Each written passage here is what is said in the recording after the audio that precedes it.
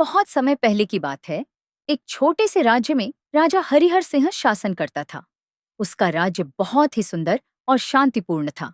प्रजा सुखी थी, खेतों में अनाज लहराता था और व्यापार खूब चलता था। पर राजा को चिंता एक बात की थी। उसका बेटा विक्रम बहुत ही लापरवाह और आलसी था। राजा सोचता था, अगर विक्रम को राजा बना दिया तो राज्य का क्या होगा। विक्रम को बस शिकार, खेल और उत्सवों में ही दिलचस्पी थी। वह रोज सुबह देर से उठता, महल में मौज करता और फिर रथ लेकर शिकार पर निकल जाता। राज्य के मामलों में उसे बिल्कुल दिलचस्पी नहीं थी। राजा ने कई बार समझाया, पर विक्रम पर कोई असर नहीं पड़ा। एक दिन राजा ने एक योजना बनाई। उसने विक्रम को बुलाकर कहा, बेटा, मैं बूढ़ा हो गया हूं। अब मैं चाहता हूं कि तुम राज्य चलाने का काम संभालो। लेकिन एक शर्त है, तुम्हें अगले 1 साल तक प्रजा के बीच रहकर एक सामान्य व्यक्ति की तरह जीना होगा। तभी मैं तुम्हें अपना उत्तराधिकारी घोषित करूंगा। विक्रम को गुस्सा आया। मैं राजकुमार हूं, मुझे क्यों गरीबों के बीच रहना चाहिए। राजा शांत स्वर में बोले, अगर तुमने यह 1 साल पूरा नहीं किया तो मैं किसी योग्य व्यक्ति को राजा बना दूंगा, भले ही वह मेरा बेटा न हो। अब विक्रम के पास कोई और रास्ता नहीं था। विक्रम ने राजसी वस्त्र त्याग दी और सादा कपड़ा पहनकर एक गांव की ओर निकल पड़ा।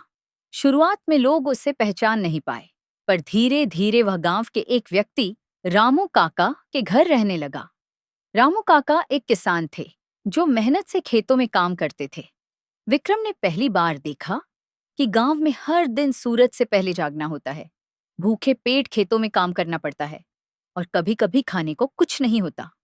शुरू शुरू में विक्रम बहुत परेशान हुआ। उसकी नर्म हथेलियों में छाले पड़ गए, पैर कीचड़ से भर जाते और शरीर थककर टूटने लगता। पर रामू काका हर बार मुस्कुराते और कहते, बेटा, मेहनत का फल मीठा होता है। जब तुम किसी की मदद करोगे तो उसका आशीर्वाद तुम्हें राजा से बड़ा बना देगा। कुछ ही महीनों में विक्रम ने बदलाव महसूस किया। वह रोज सुबह रामू काका के साथ खेत में काम करता, गांव के बच्चों को पढ़ाता और जरूरतमंदों की मदद करता। एक दिन गांव में भयंकर सूखा पड़ा। नदियां सूख गईं, फसलें जल गईं, लोग भूखे मरने लगे। विक्रम ने गांव के लोगों को एकजुट किया और पास के जंगल से छोटी नहर बनाने की योजना बनाई।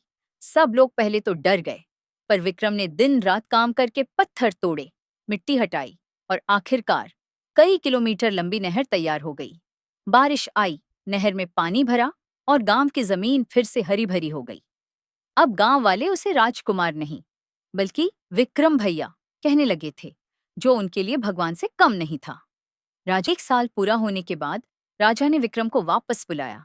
राजमहल में दरबार लगा, मंत्री, सिपाही और प्रजा सब मौजूद थे। राजा ने घोषणा की, मैं आज अपने उत्तराधिकारी की घोषणा करूंगा। राजा ने विक्रम को मंच पर बुलाया। विक्रम अब बदल चुका था। उसके चेहरे पर घमंड नहीं, दया और अनुभव की चमक थी। उसने विनम्रता से कहा, पिताजी, अब मैं समझ गया कि राजा होना आसान नहीं है। एक सच्चा राजा वही होता है जो जनता के दर्द को समझे और उनके साथ जी। राजा मुस्कुराए और बोले, बिल्कुल बेटा, आज से तुम ही इस राज्य के राजा हो, क्योंकि अब तुम न सिर्फ मेरे बेटे हो, बल्कि जनता के सच्चे सेवक भी हो। पूरा दरबार जयकारों से गूंज उठा। सीख, सच्चा नेता वह नहीं होता जो राज सिंहासन पर बैठे, बल्कि वह होता है जो लोगों के बीच रहकर उनके दुख दर्द को समझे और समाधान निकाले। अहंकार छोड़ो, सेवा को अपनाओ, यही जीवन की सच्ची जीत है।